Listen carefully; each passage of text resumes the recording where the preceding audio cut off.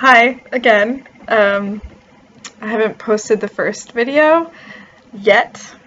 Whenever you watch it, I obviously would have already, but so I'm still not sure if I'm going to post these or not, but I'm drinking some red wine. It's an Old Vines, and no, it's delicious. It's by, oh my gosh, I really want to tell you. Actually, I'm getting the bottle really quickly. It is, oh yeah, it's my favorite. It's my go-to. It's Gnarly Head. It's so good. And then I was rewatching the first video and I realized that when you look at it, it's not backwards, but when I look at you looking at it, it is backwards. So, excuse me in the last video I sounded like a complete ass. But yeah, this is a Gnarly Head Old Vines Inn, and it is so delicious. And I thought, you know, the whole red rum thing would be kind of appropriate a little bit. I just want to say also that there was something else I really had to say, but I don't remember now. So I'm going to read chapter 11. Oh, that I've never, in my defense, watched any of the Shining films. Or, I mean, I've seen clips of them, obviously, because it's very famous, but I've never watched them, so I don't know how it ends. I don't know how it begins. I mean, I do know how it begins now that I'm reading it, and I've never read it before. So this is new to me as I'm reading it to you. So everything that I'm reading, I've never read before, by the way. So I hope you like chapter 11. It's called The Shining.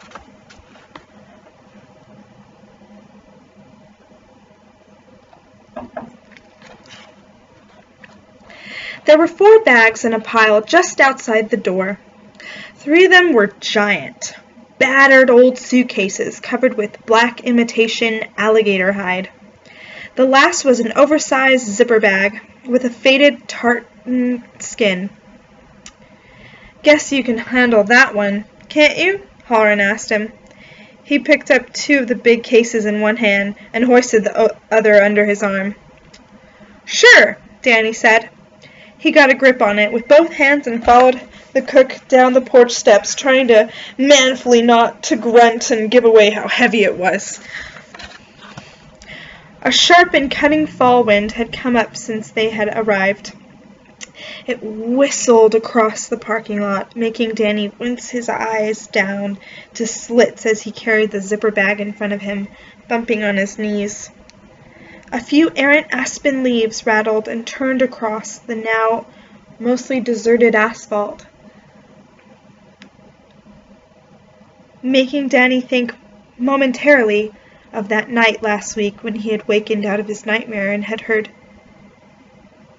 or thought he had heard, at least, Tony telling him not to go.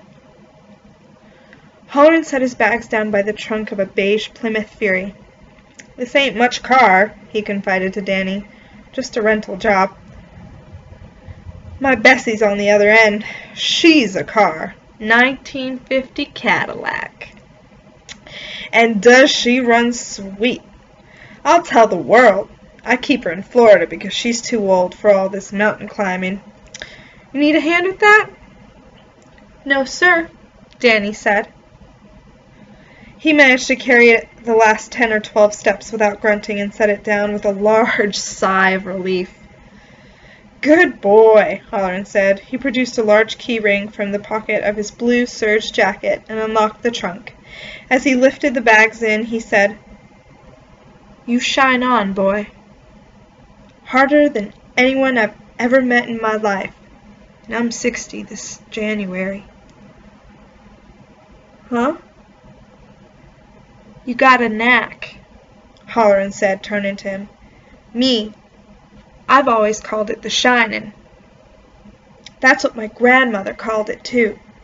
She had it. We used to sit in the kitchen when I was a boy, no older than you, and have long talks, without even opening our mouths." "Really?" Halloran smiled at Danny's open-mouthed, almost hungry expression, and said, Come on up and sit in the car with me for a few minutes. I want to talk to you." He slammed the trunk. In the lobby of the Overlook, Wendy Torrance saw her son get into the passenger side of Halloran's car as a big black cook slid in behind the wheel. A sharp pang of fear struck her, and she opened her mouth to tell Jack that Halloran had not been lying about taking their son to Florida. There was a kidnapping afoot. But they were only sitting there. She could barely see the small silhouette of her son's head turned attentively toward Halloran's big one.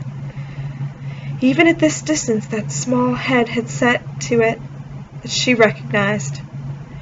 It was the way her son looked when there was something on the TV that particularly fascinated him, or when he and his father were playing old maid or idiot cribbage.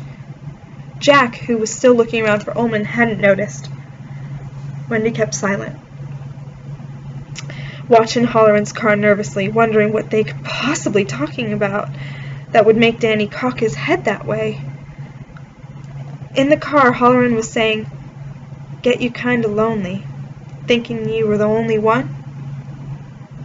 Danny, who had been frightened as well as lonely sometimes, nodded. "Am I the only one you've ever met?" Am I the only one you've ever met?" he asked. Halloran laughed and shook his head. Oh, no, it was Danny who asked.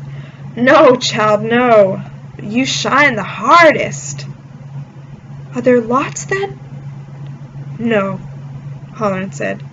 "But you do run across them. A lot of folks. They got a little bit of shine to them. They don't even know it, but they always seem to show up with flowers when their wives are feeling blue with the monthlies. They do good on school tests they don't even study for. They got a good idea how people are feeling as soon as they walk into a room.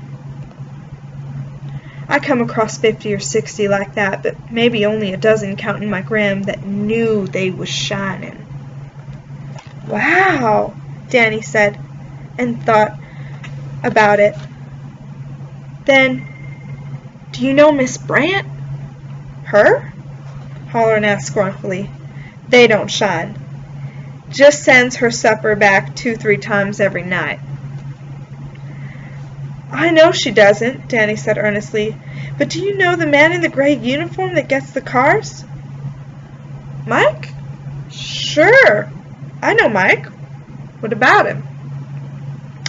"Mr. Halloran, why would she want his pants?" "What are you talking about, boy?" "Well, when she was watching him, she was thinking she would like to get into his pants, and I just wondered why." But he got no further. Halloran had thrown his head back, and rich, dark laughter issued from his chest, rolling around in the car like cannon fire.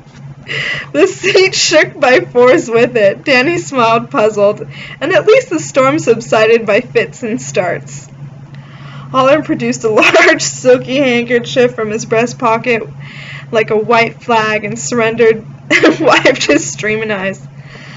"Boy," he said, still snorting a little, "you're going to know everything there is to know about the human condition before you make 10. I don't know if I envy you or not." "But Miss Brant?" "You never mind her," he said. "And don't go asking your mom either. You'd only upset her. Dig what I'm saying?" "Yes, sir," Danny said. He dug it perfectly well. He had upset his mother that way in the past. "That Miss Brant is just a dirty old woman with an itch. That's all you have to know." He looked at Danny speculatively. "How hard can you hit, Doc?" "Huh? Give me a blast. Think at me. I want to know if you got as much as think as you do. As much as I think you do." "What do you want me to think?" "Anything. Just think it hard." "Okay," Danny said. He considered it for a moment. He gathered his concentration and flung it out at Halloran. He'd never done anything precisely like this before, and at the last instant some instinctive part of him rose up and blunted some of the thought's raw force. He didn't want to hurt Mr. Halloran. Still, the thought arrowed out of him with a force he never knew he he would have believed. It went like a Nolan Ryan fastball with a little extra hit on it. Gee, I hope I don't hurt him. And the thought was, "Hi, Dick!"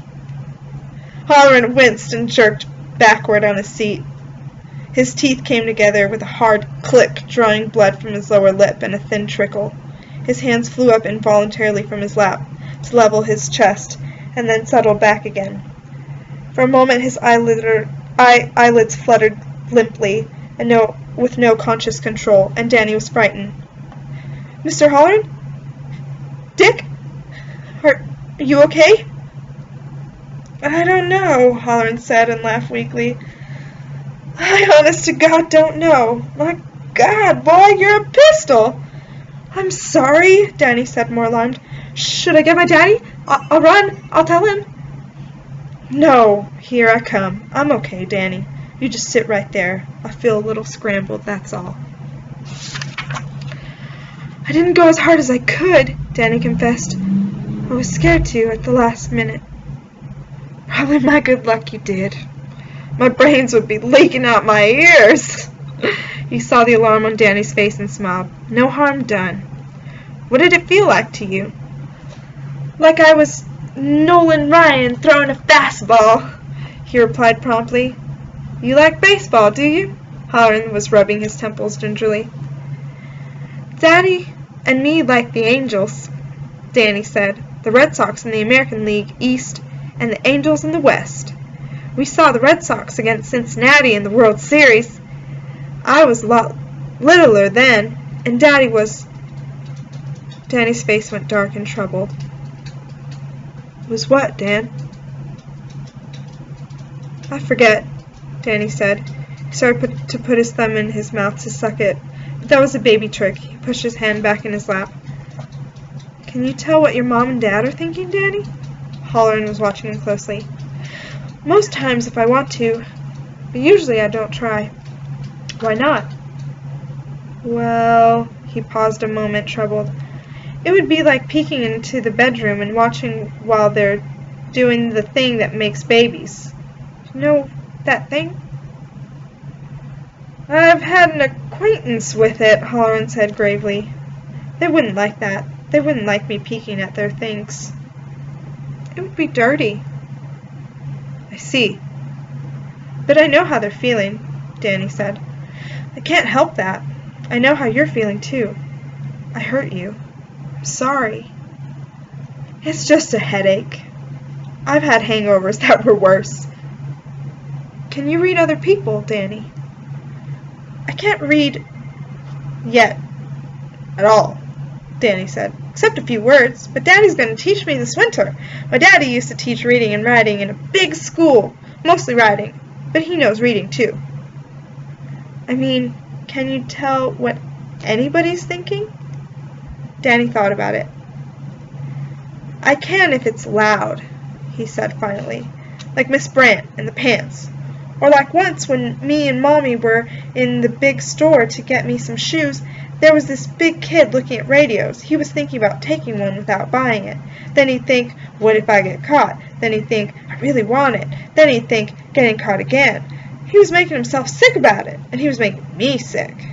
Mommy's talking to the man who sells shoes, so I went over and said, 'Kid, don't take the radio. Go away.' And he got really scared. He went away fast." Halloran was grinning broadly. "I bet he did. Can you do anything else, Danny?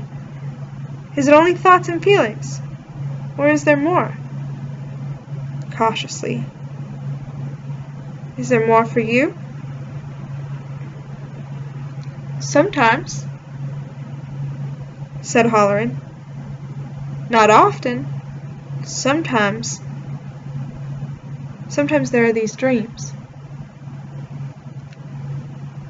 "Do you dream, Danny?" "Sometimes," Danny said. "I dream when I'm awake, after Tony comes." His thumb wanted to go into his mouth again. He'd never told anyone but Mommy and Daddy about Tony. He'd made his thumb-sucking hand go back to his lap. "Who's Tony?" And suddenly Danny had one of those flashes of understanding that frightened him most of all. It was like a sudden glimpse of some incomprehensible machine that might be safe or might be deadly or dangerous. He was too young to know which. He was too young to understand. "What's wrong?" he cried. "You're asking me all this because you're worried, aren't you?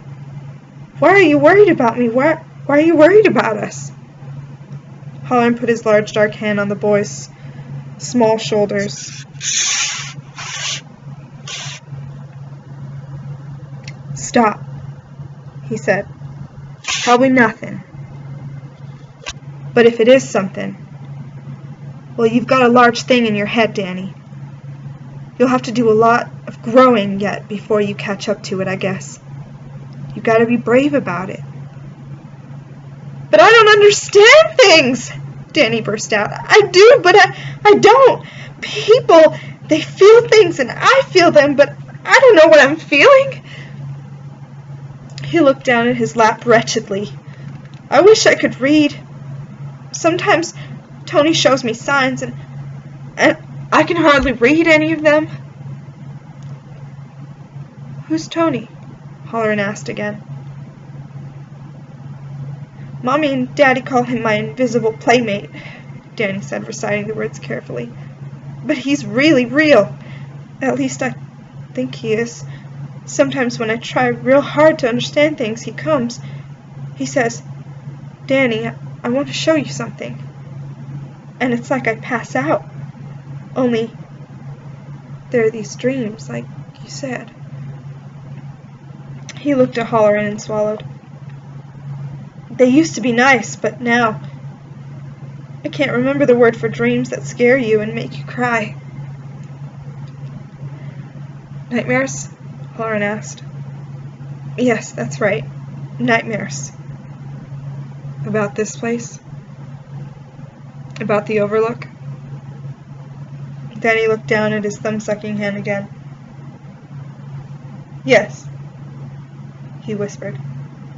And then he spoke shrilly, looking up at Halloran's face. "But I can't tell my daddy, and you can't either. He has to have this job because it's the only one Uncle Al can get for him, and he has to finish his play, or he might start doing the bad thing again, and I know what that is. It's getting drunk, and that's what it is. It's when he used to always be drunk, and that was the bad thing to do." He stopped, on the verge of tears. "Shh," Halloran said, and pulled Danny's face against his rough serge of his jacket. It smelled faintly of mothballs. "That's all right, son. If that thumb likes your mouth, well, let it go there if it wants." But his face was troubled. He said, "What you got, son, I call it shining on. The Bible calls it having visions, and there's scientists that call it precognition. I've read up on it, son. I've studied it. It all means seeing the future. Do you understand that?" Danny nodded against Halloran's coat. "I remember the strongest shine I ever had that way. I'm not liable to forget. It was 1955. I was still in the army then, stationed overseas in West Germany.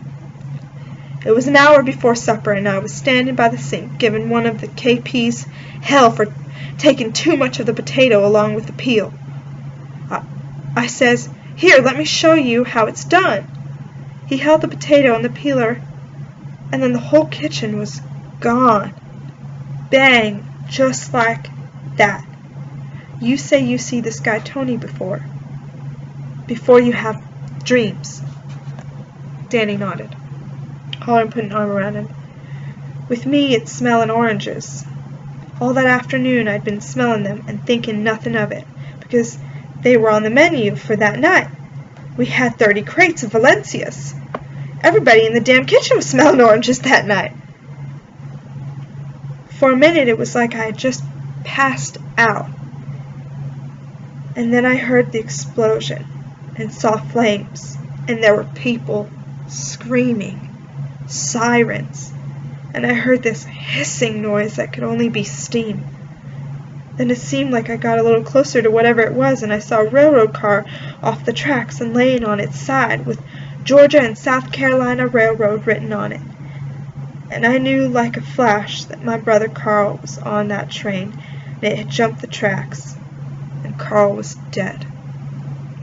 Just like that. Then it was gone, and here's this scared, stupid little KP in front of me, still holding out the potato and the peeler. He says, "Are you okay, Sarge?" And I says, "No. My brother's just been killed down in Georgia." And when I finally got to my mama on the overseas telephone, she told me how it was. But see, boy, I already knew how it was. He shook his head slowly as if dismissing the memory and looked down at the wide-eyed boy. But the thing you got to remember, my boy, is this. Those things don't always come true. I just remember 4 years ago I had a job cooking at a boys' camp up in Maine on Long Lake. So I'm sitting by the boarding gate at Logan Airport in Boston, just waiting to get on my flight, and I start to smell oranges. For the first time in maybe 5 years, I say to myself, my God, what's coming on this crazy late show now? And I got down to the bathroom and sat in one of those toilets to be private. I never did black out, but I started to get this feeling stronger and stronger. My plane was going to crash.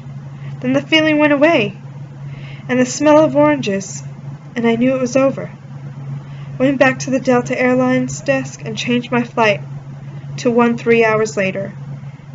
And do you know what happened? What? Danny whispered. Nothing, Holland said and laughed. He was relieved to see the boy smile a little too. Not one single thing. That old plane landed right on time and without a single bump or bruise. So you see, sometimes those feelings don't come to anything. Oh, Danny said. Or you take the racetrack. I go a lot, and I usually do pretty well. I stand by the rail when they go by the starting gate, and sometimes I get a little shine about this horse or that one. Usually those feelings help me get real well. I always tell myself that someday I'm going to get 3 at once, and 3 long shots, and make enough on the trifecta to retire early. It ain't happened yet. But there's plenty of times I've come home from the track on Shank's mare instead of in a taxi cab with my wallet swollen up. Nobody shines on all the time, except maybe for God up in heaven. Yes, sir, Danny said, thinking of the time almost a year ago when Tony had showed him a new baby lying in a crib at their house in Stovington. He had been very excited about that, and had waited, knowing that it took time. But there had been no new baby. Now you listen, Halloran said, and took both of hands of Danny in his own. I've had some bad dreams here, and I've had some bad feelings. I've worked here for 2 seasons now, and maybe a dozen times I've had, well, nightmares. And no, I won't say what. It ain't for a little boy like you. Just nasty things. Once it had something to do with those damn hedges, clipped to look like animals. Another time there was a maid, Dolores Vickery was her name, and she had a little shine to her, but I don't think she knew it. Mr. Ullman fired her. Do you know what that is, Doc? Yes, sir, Danny said candidly. My daddy got fired from his teaching job, and that's why we're here in Colorado, I guess. Well, Ullman fired her on account of her saying she had seen something in one of the rooms where a bad thing had happened. That was in room 217, and I want you to promise me you will not go there, Danny, not all winter. Steer right clear. All right, Danny said. Did the maiden, did she ask you to go look? Yes, she did. And there was a bad thing there. But I don't think it was a bad thing that could hurt anyone, Danny. That's what I'm trying to say. People who shine can sometimes see things that are going to happen. And I think sometimes they see things that did happen, but they're just like pictures in a book. Did you ever see a picture in a book that scared you, Danny?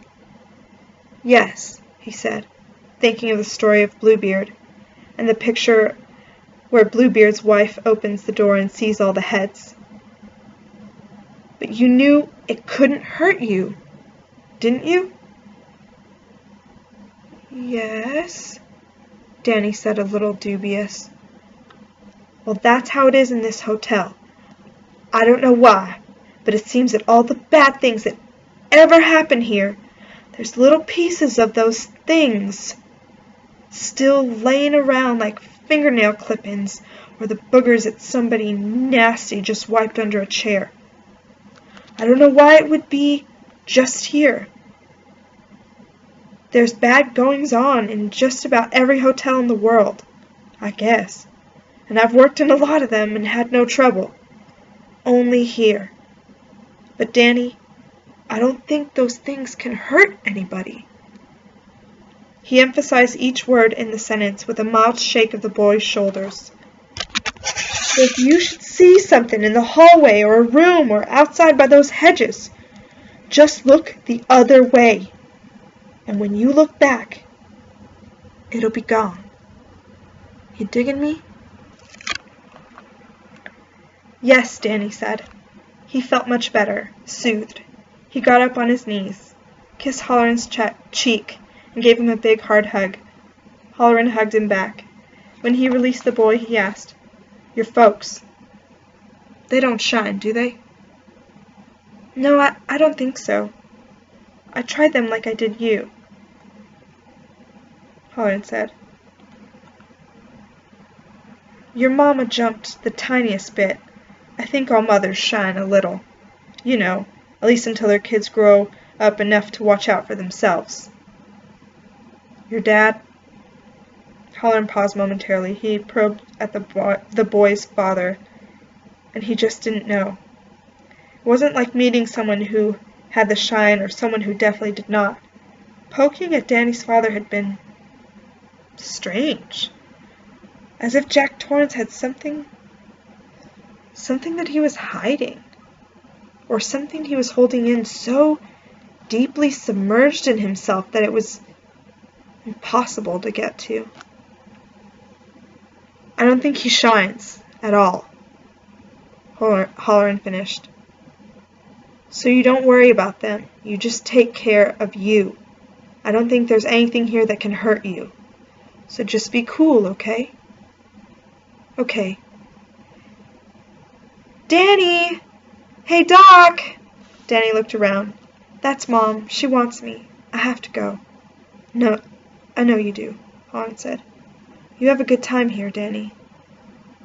Best you can, anyway." "I will. Thanks, Mr. Halloran. I feel a lot better."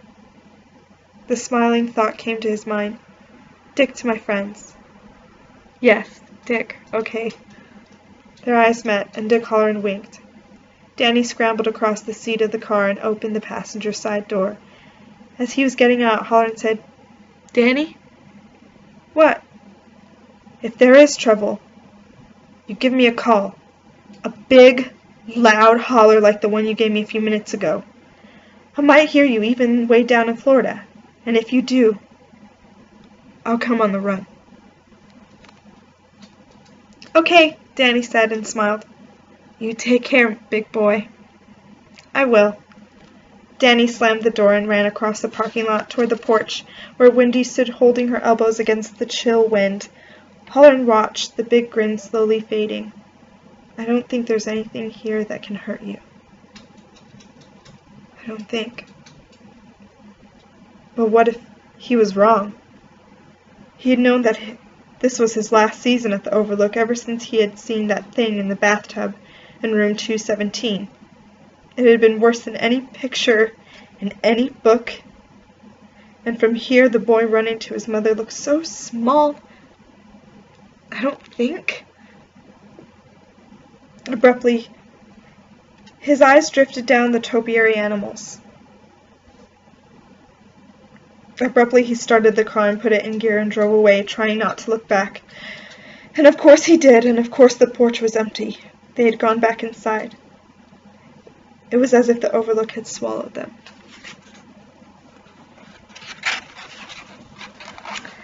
that was chapter 11. And chapter 12 is called The Grand Tour. So, it's The Shining. Dig it. Yeah, chapter 12 is next. So, woo, it's October! We're gonna have a scary story. So, I hope you like it. And like I said, this is new to me as I'm reading it. I'm trying as hard as I can to put emotion into it, facial expressions when I can, you know, gestures. So, if you have any comments or suggestions, I think I'm gonna put it on Tumblr, these videos. So if you have any comments or suggestions, I have an ask. It's called Wanting of Words Ask. And it's on my page. I think it's on my header or something. I don't know. I honestly don't know.